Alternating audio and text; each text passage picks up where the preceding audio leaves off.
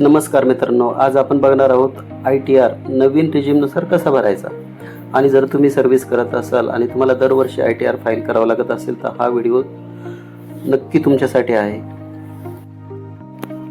हा व्हिडिओ पाहून तुम्ही फक्त 2 मिनिटात ITR फाईल करू शकता आणि तुमच्या मित्रांनाही ITR फाईल करण्यासाठी मदत करू शकता. आणि चॅनलला नक्की सबस्क्राईब करा. गुगलला तुम्हाला ITR लॉग इन सर्च करायचे आहे. ITR लॉग इन केल्यानंतर या पहिल्या लिंकवर क्लिक करून इन्कम टॅक्सच्या पेजवरती जायचं आहे. इथं लॉग इन डिटेल्समध्ये तुम्हाला तुमचा पॅन नंबर टाकायचा आणि तुमचा जो कोणता पासवर्ड असेल तो पासवर्ड टाकायचा आहे. पासवर्ड टाकल्यानंतर लॉग इनवर क्लिक करून पुढच्या विंडोमध्ये जायचं आहे.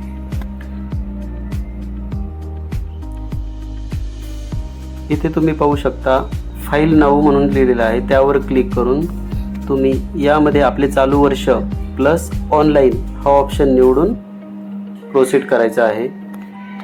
पुढे गेल्यानंतर स्टार्ट फिलिंगवर क्लिक करून तुम्हाला इंडिव्हिज्युअल हा ऑप्शन सिलेक्ट करून प्रोसेस करायचा आहे.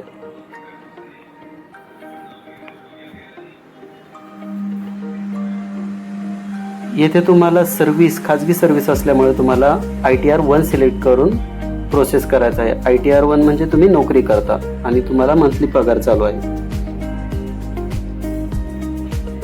आणि आता फॉर्म भरण्यासाठी सुरुवात करूयात. यासाठी तुम्हाला फॉर्म 16 तुमच्या जवळ हवा आहे. पुढच्या पेजवर तुम्हाला पहिला ऑप्शन सिलेक्ट करायचा आहे.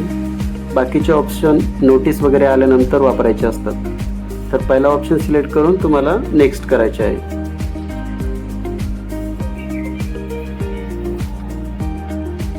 अशी विंडो ओपन झाल्यानंतर पहिल्या टॅबवर क्लिक करून तुम्हाला व्हेरिफिकेशन करायचे आहे. यामध्ये तुमची पर्सनल इन्फॉर्मेशन असते, ज्यामध्ये तुमचं नाव, number, address, email ID, permanent address, temporary address ह्या सर्व गोष्टी असतात. त्या व्यवस्थित अपडेट केल्यानंतर तुम्हाला पुढची प्रोसेस करायची आहे. तसेच या पेजवर बँक अकाउंटचा तपशील पण असतो. तो बँक अकाउंट चेक करून व्हेरीफाय करणं गरजेचं असतं. ते व्हेरीफाय असेल तर तुम्ही पुढच्या पेजवर जाऊ शकता. हे सगळं चेक झाल्यानंतर तुम्हाला व्हेरीफाय करायचे आणि पुढच्या पेजवर जायचे. म्हणजे पहिली आपण पाहू शकतो वरती पहिल्या ऑप्शनमध्ये व्हेरीफाईड म्हणून आलेलं आहे. त्यानंतर नेक्स्ट टॅबवरती क्लिक केल्यानंतर इथे तुम्हाला फॉर्म 16 व्हेरीफाय करायचा आहे. तुमच्याकडे ऑलरेडी फॉर्म 16 असतो. त्या फॉर्म 16मध्ये ह्या व्हॅल्यू दिलेल्या असतात, त्या 1 to 1 मॅच करायच्या असतात. जर मॅच होत नसतील तर तुम्ही एडिट पण करू शकता. परंतु AI जनरेटेड असल्यामुळे हे सर्व डेटा एम्प्लॉयर आपल्या एम्प्लॉईजचा टॅक्स ऑफिसला पाठवतो आणि टॅक्स सिस्टम हे सगळं अपलोड केलेलं असतं. तर तुम्ही ह्या व्हॅल्यू फक्त व्हेरीफाय करायच्यात आणि त्या 100% मॅच होतात.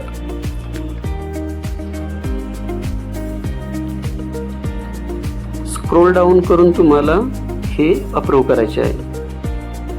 इथे जी अमाऊंट येते ती आपल्या सेव्हिंग बँकचे इंटरेस्ट किंवा जर कोणी शेअर्स वगैरे घेतले असतील तर त्याचं डिव्हिडंड वगैरे जमा झाला असेल तर ते इथं दाखवलं जातं आणि तेही टॅक्सेबल असल्यामुळं ते इथं कन्सिडर केलं जातं. ही तुमची फायनल राऊंड ऑफ अमाऊंट आहे जी तुम्हाला टॅक्सेबल आहे. ते व्हॅलिडेट केल्यानंतर पुढचा ऑप्शन येतो तुमचे डिक्लरेशन. तर नवीन स्लॅबनुसार जास्त काही डिक्लरेशन नाही आहे आणि जर तुमच्या काही पेन्शन स्कीम वगैरे असतील तर तुम्ही इथं डिक्लेअर करू शकता. आणि जर काही डिक्लेरेशन नसेल तर सबमिट करून नेक्स्ट पेजवर जायचं. पुढचं ऑप्शन आहे यामध्ये तुमचा TDS वगैरे कट झाला असेल त्याबद्दल माहिती असते, परंतु असं काही नसेल तर तेही तुम्ही सबमिट करू शकता. अशा पद्धतीने आपण सर्व व्हेरीफाय केलेले असून आता शेवटची टॅब राहिलेली आहे. शेवटच्या टॅबमध्ये तुम्हाला तुमची टॅक्सेबल अमाऊंट दिसेल, टोटल अमाऊंट दिसेल, तुम्हाला किती टॅक्स बसू शकतो ते दिसेल किंवा किती रिबेट अमाऊंट आहे ती दिसेल. ह्या सर्व गोष्टी दिसतात. जर तुमचं 12 लाखाच्या आत उत्पन्न असेल तर तुम्हाला तिथं 0 टॅक्स बसलेला आहे असं दिसतं. हे व्हेरीफाय केल्यानंतर तुम्ही सबमिट करू शकता. सबमिट केल्यानंतर इथं सगळं व्हेरिफिकेशन झालेलं आहे.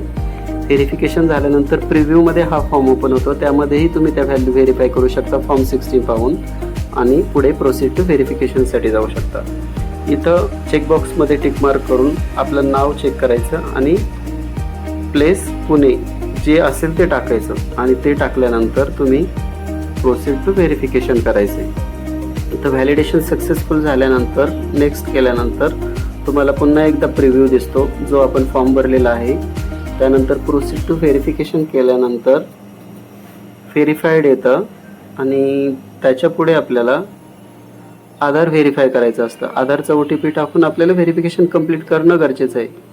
यासाठी तुम्हाला OTP जनरेट करण्यासाठी इथं पहिला ऑप्शन आहे जनरेट OTP. तो ऑप्शन सिलेक्ट करायचा आहे आणि नेक्स्ट केल्यानंतर आपला OTP जनरेट होणार आहे. या ठिकाणी परमिशन देऊन OTP जनरेट करायचा आहे आणि तो OTP आल्यानंतर OTP टाकायचा आणि सबमिट करायचा. OTP व्हॅलिडेट झाल्यानंतर तुमचा फॉर्म सबमिट करण्यासाठी रेडी असतो आणि या ठिकाणी तुम्ही सबमिट करणं गरजेचं आहे. हे सबमिट केल्यानंतर तुमचा फॉर्म सक्सेसफुली सबमिट झाला आहे असा अर्थ होतो. नेक्स्ट विंडोमध्ये तुम्ही इथं डाउनलोड करू शकता, ॲक्नॉलेजमेंट रिसिप्ट डाउनलोड करू शकता. अशा पद्धतीने तुम्ही फक्त 2 मिनिटात तुमचा फॉर्म भरू शकता कोणाचीही मदत न घेता. हा व्हिडिओ नक्की तुम्हाला फायद्याचा ठरणार आहे आणि तुम्ही ITR भरू शकणार आहे. अशा पद्धतीने तुम्ही हा व्हिडिओ तुमच्या मित्रांना वगैरे शेअर करा आणि त्यांनाही मदत करा आणि हा चॅनल सबस्क्राईब करायला नक्की विसरू नका. धन्यवाद.